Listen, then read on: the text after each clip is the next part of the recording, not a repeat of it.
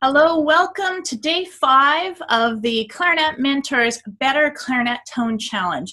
Today, I'm going to talk to you about how do you go from how you sound right now today on your clarinet to where you want to sound. What's the pathway? How do you do that?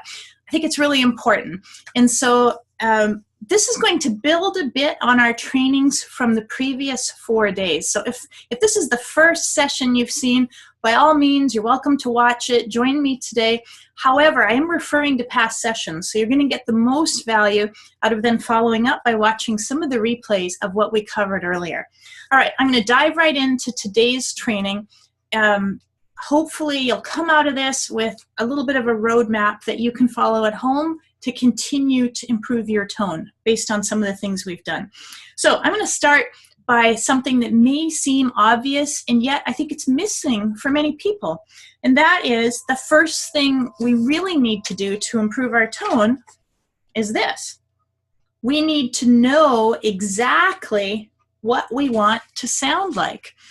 There are so many great clarinetists in the world, and there's so many different styles of clarinet playing, and you probably have something that really appeals to you, and you may play many styles yourself, but whether it's jazz or klezmer or classical, I really encourage you to listen to lots of great players. If I put you in a car and said, you're going to go to Amazing Park, that's the name of this park, if you didn't know where it was or you didn't have a map, you'd never get there. So you're never going to sound good unless you know what you want to sound like. And so as obvious as that sounds, I want to encourage you to pick a couple of players whose sound really moves you, with the clarinet tone that you just love. And you're going to try and do what you can to move your own tone closer to that sound, because whatever you do to do that are probably good habits. Now, I'm not saying you need to clone yourself after somebody. Everyone has their own individual sound, but especially if you're just starting, you need some guideposts. I think Bill Jackson, who's an amazing clarinetist, had a good term for this. He called it your oral, meaning what we hear, North Star, your guiding principle. So feel free to put your comments down of clarinet players that you love the sound of. And maybe for people who are new to clarinet who don't have any role models in mind, you can give other people in the community some ideas on that. All right. Now, the second thing is a bit more practical and day-to-day. If you're really committed to improving your tone on clarinet, you absolutely need a daily, or by daily, I mean every day that you practice. You might only practice 5 days a week, whatever it is for you, that each time you play, you have a consistent routine that's devoted to improving your tone. You're probably not going to improve it just by playing a lot. There are certain things, your muscles might get in better shape, but any skill, whether it's a sport, a musical instrument, we need to devote some time to just really consciously working on some aspect of our playing. Now, that might seem overwhelming. It doesn't need to be. It can be really simple. It could be if you did 3 to 5 minutes every time you practice where your whole focus is tone, that you're going to see meaningful improvement within a month. Honestly, it's not a huge production. Obviously, the more time and energy you put into it, probably the quicker your good results are going to come about. But let me just give you some structure that you can work with already based on these 5 little trainings we've done that are only 15 minutes a day. I'm going to give you some concepts to work on here and tell you how to do it. So here's what I would do if I were you and you've never had a routine devoted to better tone. I would start your warm-up by just warming up your air. Do this without your clarinet. There are lots of ways to do this, but I'm going to stick to things we've already covered in this training. Hold the paper out, arm's length. Try and blast it 10 times. That starts your breathing muscles warming up. Then pick up your clarinet. Now, all of what I'm about to say is explained in detail on the training that's devoted to air support, which is day 2. So I'm not going to repeat the training. I'll just say watch it, but I'm going to refer to it. I want you to pick 3 long tones where we're going from loud to soft. The key there, just to review briefly, is that as soon as we start hearing air or fuzz in our tone, we commit to speeding up a little bit more air. It's explained in detail on day 2, so please watch that if you haven't. Then I reminded you that the add-on part to that exercise is once we kind of reach our limit, we feel like, I don't think I can go any softer on this note with good tone, then we huff a little bit. Without tonguing, it doesn't sound great, it feels weird, but it's an activity that, again, sort of activates our blowing muscles and gets us working on it. I'll just quickly demonstrate that. Let's say I'm playing a high G, which is a little bit tricky to get soft on. And I will get to my fuzz out spot. Hopefully you'll be able to hear this through your computer or your phone or whatever you're watching with.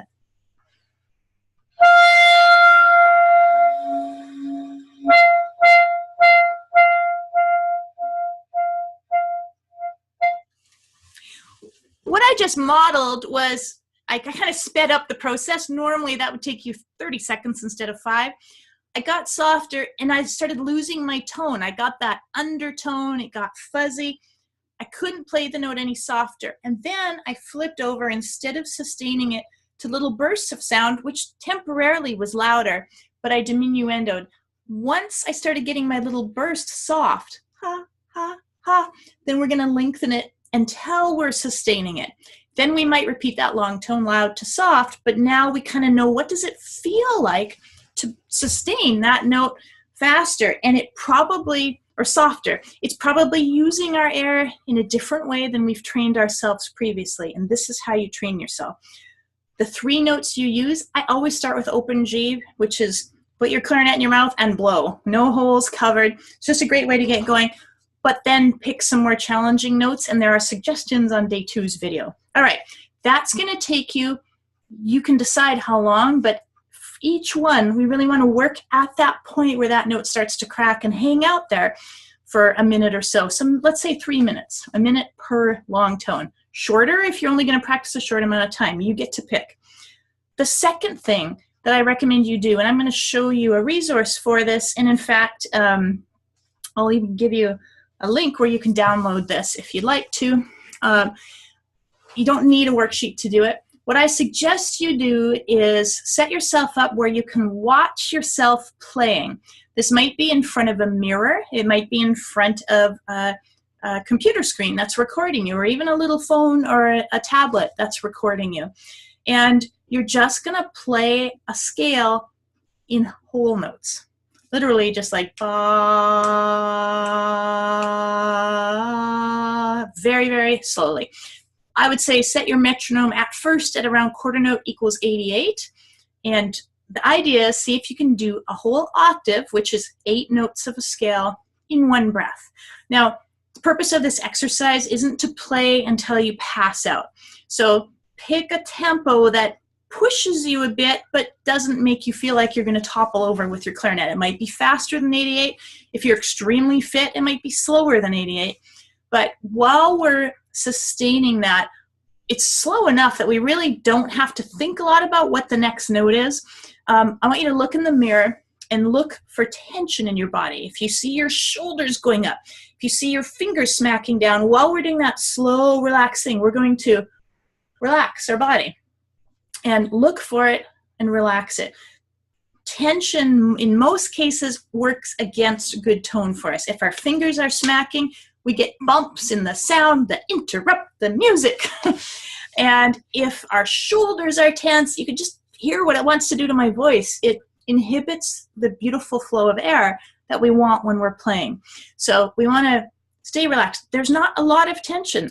We have a little bit of muscle movement down here to pull our lip away from the reed, a little bit of corners in, so we're firmly supporting our embouchure. There's our posture is good, as if someone's holding us up on a hook from behind. But on that hook, I'm super relaxed. So I have firmness, but I'm just settling into it. Those are all things you look for while you're doing it.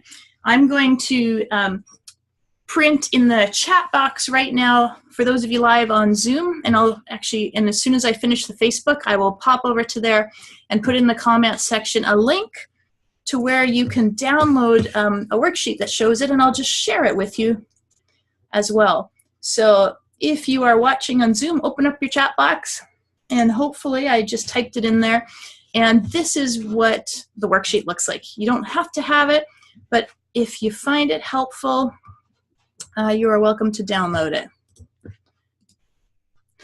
So this one is adapted from Bill Jackson. It actually comes out of my Better Clarinet Tone course, which is a full course that actually gives you 30 days of your morning or your starting focus warm-up, which is what I'm suggesting you create for yourself right now. This particular one goes through every key, starting on our lowest note. So we, as you can see there, it says play each scale in one breath with the metronome as slowly as you can manage. Try starting with quarter note at 88. Look in the mirror to ensure your shoulders and fingers remain relaxed. You play it in one breath, then you get to rest for 8 beats, and then you go down. And then you go up a semitone and play the next scale. Now, this worksheet is a long one. This is more designed if you're going to do it for 10 or 12 minutes. You decide yourself how much time you're going to devote to it. But I recommend at least one scale up and down. And what you're listening for is beautiful sound, smooth connection between the notes. We have a bit of a tendency to accent a new note with our breath. Not sure why, but when we move our fingers, our air likes to bump, and it shouldn't. We want our air to flow nonstop. So in this slow meditative warm-up, that can help us to do that. All right, so you're with me so far. We have 2 little things we've added to our warm-up. First one is about 3 long tones, loud to soft on a note, getting softly as we can with good sound. When it starts to fuzz out, we get our muscles going more by huffing, and then we go back to sustaining it. We want to kind of track it. Well, how softly could I play that high G yesterday? I think I got a bit softer today. Hopefully by next Friday, I'm going to go even softer. We're going to keep pushing it. Part 2 is we're just going to play a whole note scale slowly, almost meditatively, focusing on fast air, relaxed body, smooth connection between the notes, and really listen to yourself. Step 3, we could immediately follow up as part of the warm-up, but I'm going to say maybe even more effective if you do this later in your practice session when you're just working on the music that you're currently playing. It might be for a group you're playing with, someone's assigned you a piece of music. It might just be music you've discovered that you love and you want to play. The third thing I think you really need to do to take your sound from where it is now to that beautiful, glorious image you have for what you want is to record yourself. And I immediately have to add, if you're like 99% of the musicians in the world, you record yourself and you listen and your inner critic comes out immediately. Oh, that sucks. Oh, I can't believe my tone was so bad on that note. Oh, did you hear that tonguing? Oh, I played an F sharp there. And we inundate ourselves with negative judgments. Here's how you can make recording effective and productive and use it to help you improve your tone. Record only a very, very short piece of your music. Maybe it's a 2-bar phrase that you want to play well. Listen. Allow, those thoughts may happen, all those negative judgments, but allow yourself to come up with something that you liked about it. Oh, yeah, actually my rhythm's pretty good there. I think I hear the shape of phrase I want, but maybe it's not as convincing as I want. And what I want you to do is be your own teacher, listen, and come up with one thing you want to improve. It might be, when I went from the G to the A, it wasn't very smooth. Turn on your recorder, play it again. All you're thinking about is making the G to A smoother. Listen. Yeah, that was a bit smoother. No, I'd like it to be even smoother. So you might do it 5 times. This is why I'm suggesting just a short thing. Maybe it's an 8-second passage. So in a minute, you can record it 5 times and listen in between an improvement. You get that interval and you like it, then listen for something else. It might be, I need to crescendo more and diminuendo more to make this phrase beautiful. Listen, work on it, fix it. Now, I know we're talking about tone as our overall picture, and now I'm getting into specifics of phrasing and connection between notes. What I find, though, is when I am recording myself and really listening and improving it, because I have in mind my oral North Star, as Bill Jackson would say, I know what I want to sound like. If it's not sounding that way in the recording, as I'm repeating it, I tend to do the things that make it better, which is all the stuff we covered earlier this week. I tend to play it with better embouchure. I might notice I'm a little flat and squawky up high there. Maybe that means my tongue dropped. I'll get my voicing back to that he position. Gosh, I'm a little shrill up high. Maybe my corners weren't giving me enough support to round out my high registers as a good embouchure would. Oh, I got a little fuzzy there. Maybe my air is not moving fast enough. So the recording, in a really practical way, takes us in a short bit of music to how we sound now, to what we really want it to sound like. And eventually you'll get to a point where you'll be like, that's pretty good. Then you do the next 2 bars. Now what I find is in a piece of music, if I really put a lot of time into a section near the beginning of the piece, I start to kind of get into the mood or mode of what I need to do for this piece to work. And I don't have to work in as much detail in what follows because I've already started to play more smoothly. I've already started to listen to the phrases and all the things that are going to make it sound beautiful. So those 3 things I really encourage you to put into your routine.